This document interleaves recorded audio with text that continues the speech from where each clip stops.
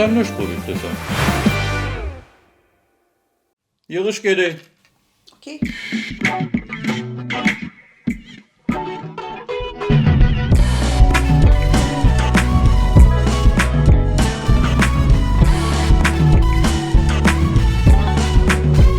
Bu başqa məsələ. Həmişə gözəllikdə, həmişə də belə qal.